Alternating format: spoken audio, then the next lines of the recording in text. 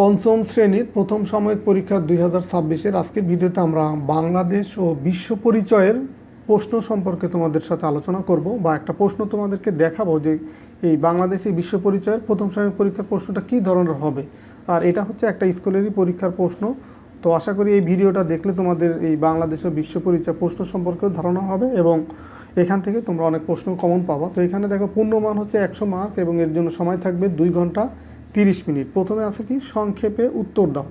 এখানে এই 5টা সংক্ষিপ্ত প্রশ্ন আছে, সংক্ষেপে উত্তর লিখতে হবে, যার জন্য থাকবে হচ্ছে 20 মার্ক। তার মানে প্রত্যেকটা প্রশ্নর পরিবর্তে থাকবে 4 মার্ক করে। যেমন আবহাওয়া ও জলবায়ুর মধ্যে পার্থক্য লিখো, জলবায়ু পরিবর্তনের জন্য মানবসৃষ্ট 3টি কারণ লেখো, অটিস্টিক শিশুর 3টি বৈশিষ্ট্য লেখো, বিদ্যালয়ে মিলেমিশে কাজ করার 3টি সুবিধা লেখো, আবহাওয়া কাকে বলে। তো এগুলো হচ্ছে সংক্ষিপ্ত প্রশ্ন। 2 নম্বরে দেখো সঠিক শব্দ বসিয়ে শূন্যস্থান পূরণ করো। প্লাস্টিকের ব্যবহার ড্যাশ দূষিত করে, জীবাশ্ম জ্বালানি অধিক মাত্রা ব্যবহারে বায়ুতে ড্যাশ বেড়ে যায়, জলবায়ু পরিবর্তন রোধে ড্যাশ প্রয়োজন, কংক্রিট ব্লকের ব্যবহার পরিবেশের ড্যাশ কমায়, জলবায়ুর পরিবর্তন হয় ড্যাশ কারণে। তো এই যে শূন্যস্থানগুলো আছে, শূন্যস্থানগুলোতে সঠিক শব্দ বসিয়ে এই বাক্যগুলো পূরণ করতে হবে বা এই পরীক্ষার খাতায় তুমি এই শূন্যস্থানগুলোর যে সঠিক শব্দ বসবে সেগুলো লিখতে হবে। 3 নম্বরে দেখো সত্য হলে তার পাশে স, মিথ্যা হলে তার পাশে মি লেখো। যে এখানে 5টা বাক্য আছে, কোন বাক্যগুলো সত্য আর কোনটা মিথ্যা সেটা বুঝে তোমাকে সত্য হলে তার ডান পাশে স লিখতে হবে। যেমন জলবায়ু পরিবর্তন হলে দুর্যোগের আশঙ্কা কমে যায়, এটা সত্য না মিথ্যা? সত্য হলে স লিখবা, মিথ্যা হলে মি লিখবা। অধিক বন উজাড়ের কারণে পৃথিবীর তাপমাত্রা কমে যায়, তো এটা হচ্ছে মিথ্যা, তাপমাত্রা বেড়ে যায়। তাপমাত্রা বৃদ্ধির জন্য জলবায়ুর পরিবর্তন ঘটে। ডিজেল এক ধরনের জীবাশ্ম জ্বালানি, শারীরিক সমস্যাগ্রস্ত শিশুরা ধীর গতিতে কথা বলে।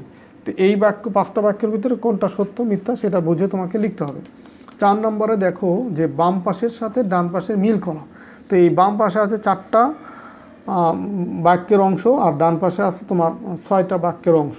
তো এখন এই বাম পাশের সাথে ডান পাশের কোনটা মিলবে সেটা বুঝে তোমাকে লিখতে হবে। তারপর লেখার পরেও দেখো যে 2টা বেশি থাকবে, যেটা কিন্তু কোনোটাতে লেখা হবে না বা লেখা যাবে না। যেমন দৃষ্টি প্রতিবন্ধিতা, কথা বলার অসুবিধা, একই কাজ একটানা করতে থাকে বা দেখতে অসুবিধা, এই কোনটার সাথে মিলে? দেখো দৃষ্টি প্রতিবন্ধিতা মানে চোখে দেখতে তাদের সমস্যা, তার মানে দৃষ্টি প্রতিবন্ধিতা দেখতে অসুবিধা। বা বুদ্ধি প্রতিবন্ধিতা বা শ্রবণ প্রতিবন্ধিতা, বাক প্রতিবন্ধিতা, কোনটার সাথে কোনটা মিলে সেটা বুঝে তোমাকে লিখতে হবে। 5 নম্বরে দেখো বর্ণনামূলক প্রশ্নের উত্তর দাও। এইগুলো হচ্ছে রচনামূলক প্রশ্ন বা বড় প্রশ্ন। 5টার জন্য থাকবে 50 মার্ক, মানে এক একটা প্রশ্নের জন্য থাকবে তাহলে কত 10 মার্ক করে। যেমন ক নম্বরে দেখো জলবায়ু পরিবর্তনে তোমার করণীয় লেখো বা পরিবেশ সংরক্ষণে আমরা কিভাবে ভূমিকা রাখতে পারি, শ্রবণ ও বাক সমস্যাগ্রস্ত সহপাঠীকে কিভাবে তুমি সহযোগিতা করবে। ঘ নম্বরে সমুদ্রপৃষ্ঠের উচ্চতা বেড়ে যাওয়ার 3টি প্রভাব লেখো। নম্বর খাসি ক্ষুদ্র নৃগোষ্ঠীর জীবনধারা বর্ণনা করো। তো এখান থেকে তুমি এই প্রশ্নগুলোর উত্তর একটু বড় করে লিখতে হবে, যেহেতু প্রত্যেকটার জন্য 10 মার্ক। তো এই ছিল তোমাদের এই বাংলাদেশ ও বিশ্ব পরিচয় এই বিষয়ের একটা প্রশ্ন বা একটা সাজেশন বলতে পারো। তো ঠিক আছে, সবাই ভালো থাকো, সুস্থ থাকো। আশা করি আজকের ভিডিওটা দেখার মাধ্যমে তোমাদের এই বাংলাদেশ ও বিশ্ব পরিচয় প্রশ্ন সম্পর্কে ধারণা হয়েছে। তো ঠিক আছে, কথা হবে পরবর্তী ভিডিওতে। আল্লাহ হাফেজ।